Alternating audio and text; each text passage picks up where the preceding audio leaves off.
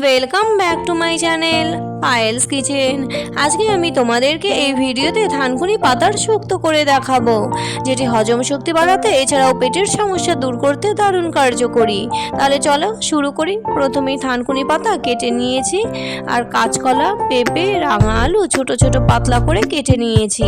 তোমরা তোমাদের পছন্দ মতো ভেজিটেবলস অ্যাড করতে পারো। কড়াতে সরষের তেল গরম করে রাঁধুনি আর তেজপাতা ফোড়নে দিয়ে দিলাম।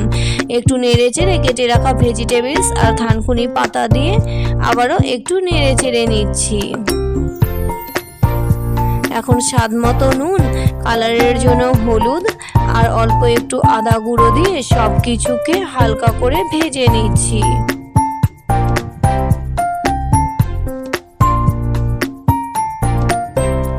লো ফ্লেমে সব সবজিগুলিকে হালকা করে ভেজে নেওয়ার পর অল্প একটু জল দিয়ে দিলাম সবজিগুলি সেদ্ধ করার জন্য।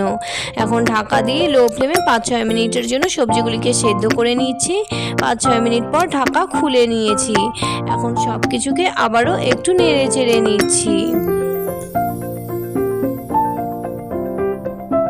জল শুকিয়ে গেলে আমি কিন্তু থানকুনি পাতার শুক্তো নামিয়ে নিয়েছি।